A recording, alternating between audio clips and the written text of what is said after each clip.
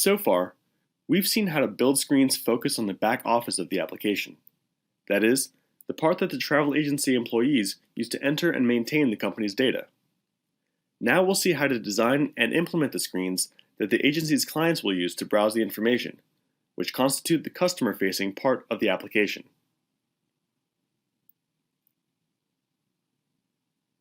The travel agency has requested a web screen for their clients that shows the available tourist attractions and allows them to interact with the information. For example, filtering the data on screen to refine a search or to see the details of a selected attraction. Previously, we saw how to build screens with web panels. Now, we'll see how to implement them with the panel object, which will allow us to generate the application in Angular. Remember that we could use these same panel objects to generate the screens of our mobile application for Android or Apple devices.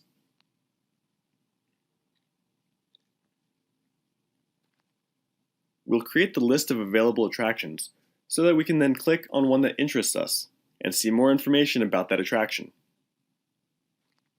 The idea is to build a panel similar to the WW Attractions from Scratch web panel that we saw earlier.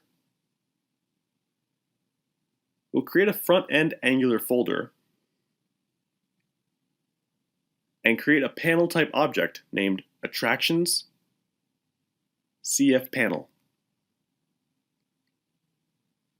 As we can see, here we also have a form where we can drag controls from the toolbar. We'll start by dragging a grid and selecting the attributes Attraction ID, Attraction Name, Country Name, and Attraction Photo. Then we set the visible property of Attraction ID to false. And in the base TRN property of the grid, we assign the attraction transaction. Now we'll assign Angular as a generator. In the KB Explorer, we click on Front End, and note that there's a property called Generate Angular, whose default value is false, so we set it to true. We also see that Generate Android and Generate Apple are by default set to true. But since we're not interested in generating for mobile devices at the moment, we set them to false. To be able to generate in Angular, we must install the software mentioned in the wiki article, which is shown on screen. To run it, first we set the panel we've just created as main. We right-click on it and select Run. We can see that a command line window opens showing the execution of the server. And after a few minutes, the browser opens with the application running. Obviously the design is quite poor, but we'll take care of that. The application is running by default on the URL http://localhost:4200, which is the address of the local development server, where the application was automatically installed. We already have our first Angular application running. If we go to the navigation list of the Attractions CF Panel panel object, we see that two entries are displayed. If we select the one with the panel name, the list is empty, and no reference to the attraction table is shown. This is in the node called Level Detail Grid 1, where we see that the information is similar to what we would see with a web panel with attraction base table, since the panel's grid is running through the attraction table to show the tourist attractions. The node in the list named Attractions CF Panel corresponds to the panel itself and includes information on user interface elements, such as the navigation of the dynamic combos. Since our panel doesn't have any elements in the fixed part, the list appears empty. The node called Level Detail Grid 1 corresponds to the grid we inserted. The attraction base table is run as we expected, after having inserted attraction attributes in the grid. The title of the report says that the navigation corresponds to the data provider Attractions CF Panel Level Detail Grid 1. which is the data provider published as a service in the backend and invoked by the panel to access the database and retrieve the attractions. Here's the evidence of what we saw before, that the architecture of these customer-facing applications with Angular has logic at the client level, and that services are invoked on the server to access the information in the database. To make our panel more similar to the Working with Attractions web panel that we've seen before, we'll add one more column to the grid, with the total trips of each attraction, and outside the grid, the total trips of all the attractions. We create the variables trips and total trips. We add trips to the grid by setting its label position property to none, and place total trips below the grid. To get the number of trips for an attraction, you have to run through the trip attraction table. As this is related to the database, we have to schedule an event to be triggered on the server. In the panel objects, we also have the start, refresh, and load events, like in the web panels. We'll schedule the events just like we did with the web panel WW attractions from scratch. In the load event, we use a count formula that uses the trip date attribute to count the trip records. As we saw before, although the trip date attribute belongs to the trip table, GeneXus will not choose the trip table as the base table of the formula, but the trip attraction table instead.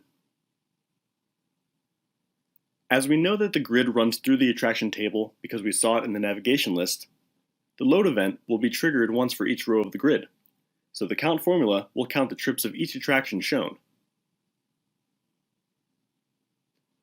Then, we accumulate in total trips the total of all trips. The same clarification we saw before can be made.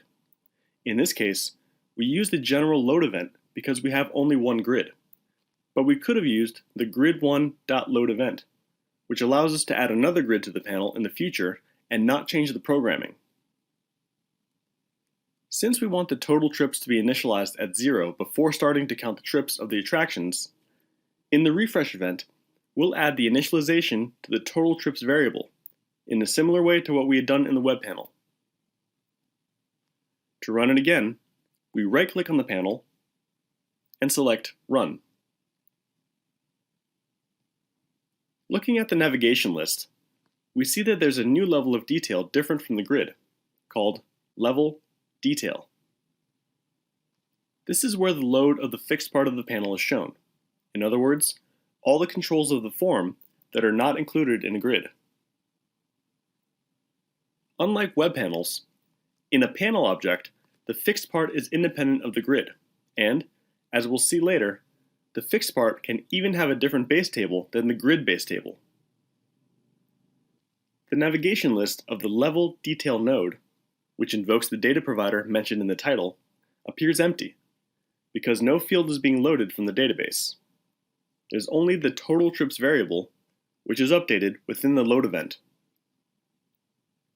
If we go to the navigation list of the Level Detail Grid 1, we see that the corresponding data provider is accessing the attraction table, ordered by attraction ID, that's the default order, and there's also the navigation of the count formula, since it's triggered in the load event.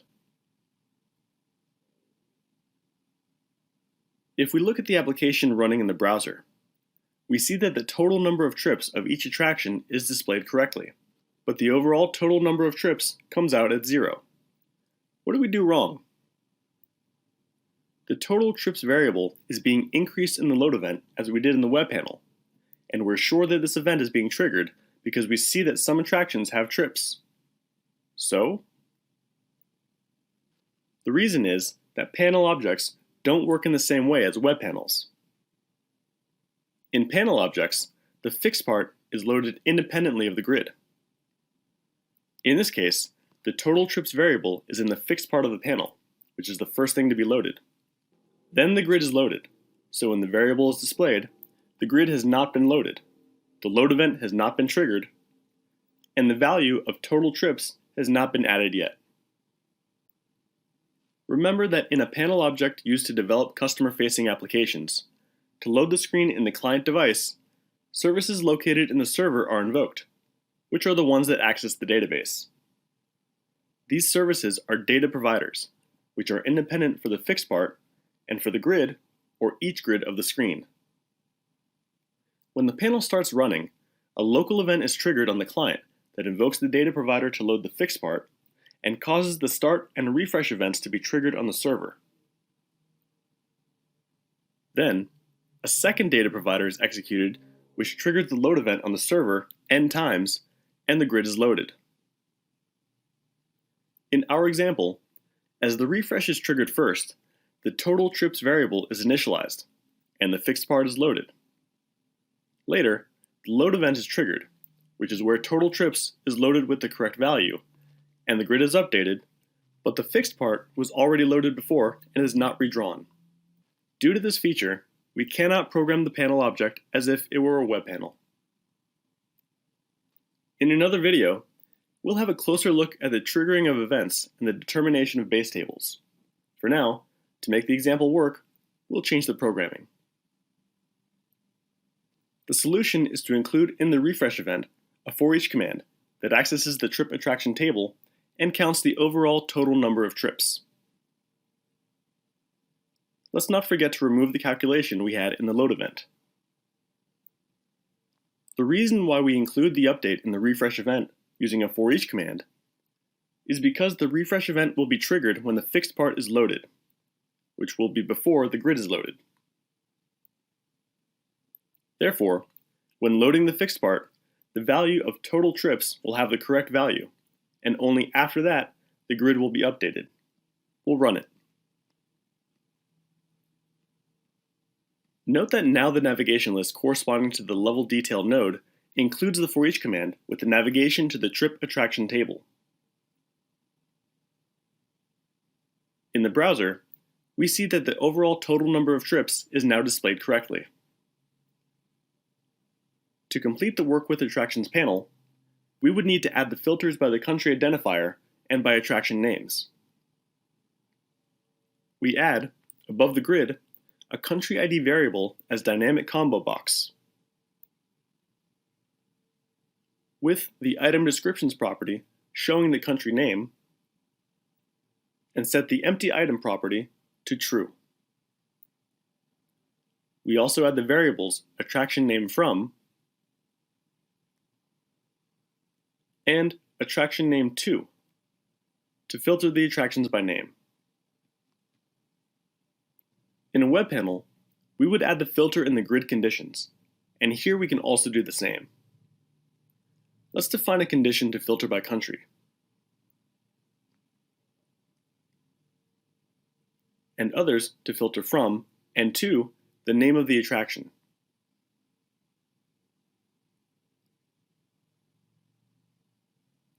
We also have an order property, where we're going to set the grid to be ordered by attraction name. So, we right-click on orders, give it a name, for example, name, and then right-click again to open the attraction name attribute.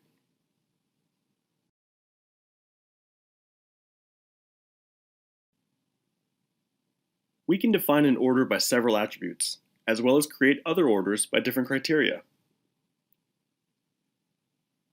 The part where it reads break by allows us to group the grid records. For example, if we want the attractions to be grouped by country name.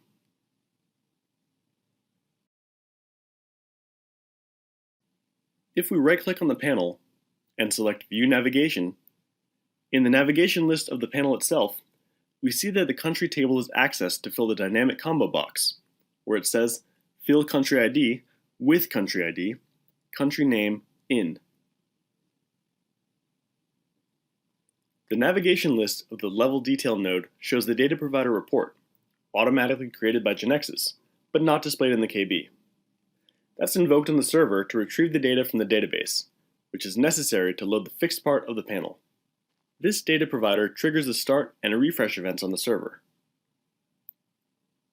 In the list, we see the for each command that we programmed in the refresh event, and that accesses the trip attraction table to count the total number of trips. Also, we see the access to the country table filtered by the country ID selected in the dynamic combo. If we look at the navigation list corresponding to the data provider that loads the grid, we see that now the attractions will be run through in order by attraction name, and that the constraints show the filters that we defined. This data provider executes the load event internally, once for each line of the grid to be loaded, as in web panels, if the grid has a base table, and returns the information to the panel to be displayed.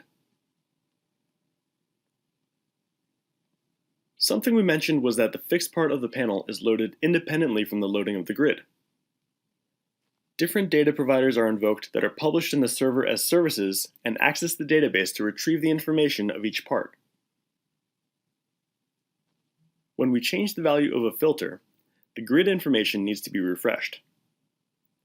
For this, we need to add the grid's refresh method, which will trigger the server's refresh and load events. In turn, it'll cause the grid to be reloaded, applying the programmed conditions and displaying the filtered results as expected. Since the grid's refresh method must be invoked after we change the value of the filter variable, we use the control value changed event of each variable to invoke the method. In this way, after changing a value, when leaving the field, the corresponding event will be triggered, which will end up refreshing the content of the grid. However, there's something else we need to take into account, which is that in this architecture, since the objective is to have the page loaded as few times as possible, the data cache is prioritized. That is to say, we always try to retrieve the information previously saved. For the server to understand that we want to bring new data, the URL sent to the server must be changed, so that it understands that it's a new page and obtains the corresponding information from the database to send to the client. To do so, we added a parm rule containing the values of the variables used in the filters. In this way, if a variable's value changes, the page is updated with the new data. Now we'll run it to test what we've seen.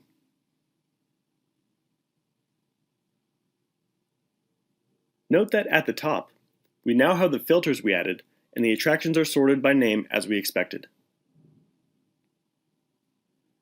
We'll filter by the country China, and see that China's attractions will be displayed. Now we choose to see the attractions that begin with the letter A, to the letter N, and we only see the attractions in China whose name is in that range. Now let's complete the agency's request, which is to show the details of each listed attraction by clicking on them. For this, we'll use another panel object named Attraction Detail CF Panel. To save time, I've already created it. We see that in the rules, we define a parm rule with an input parameter, the attraction ID attribute. Remember that this will allow showing only the information of the attraction passed by parameter, which was the one we selected in the panel of the attractions list.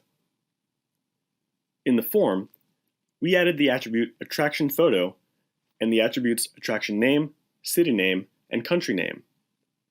Below, we inserted the attraction description attribute. Next, we inserted a grid and selected the attributes attractions info name, attractions info image, and attraction info description to see the attraction details. As we can see, we've inserted some table controls for better alignment. We also added a back button at the top right corner that will invoke a return that will allow us to return to the list of attractions. Now we go to the panel Attractions CF Panel and add a detail variable of character type to the grid. In the start event, we assign the text details. Next, we insert an event on the detail variable of the grid. Select Tap and write the invocation to Attraction Detail CF Panel, passing Attraction ID as a parameter. Let's try this at runtime.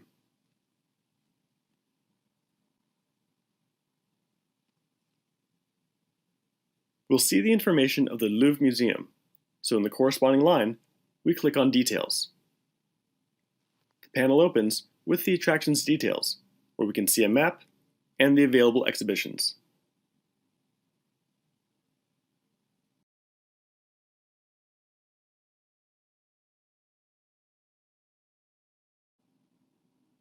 At the beginning of this video, we said that if we wanted to, we could use the panel objects we built to generate the screens for our mobile application. Let's try this out. In the KB Explorer, we click on the front-end node and set the Generate Android property to True. And now, we execute the main object, Attractions CF Panel.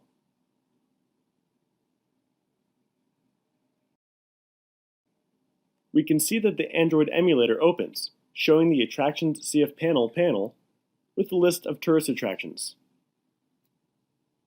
Obviously, we should define a layout according to the screen size of a phone, since, when we designed the panel, we were thinking about the screen of a web system that would run on the screen of a desktop computer. But beyond the design, let's check if it works properly. In the filter, we chose France, and it shows only the attractions of France. Now we click on the details of the Louvre and see that the screen opens with the details of the museum, showing the map and the exhibits as we expected. In this video, we started to get familiar with the panel objects, generating the application in the Angular framework. We confirmed that with the same objects created, we could also generate the application in native Android language. Next, we'll learn more about the event management at client and server level.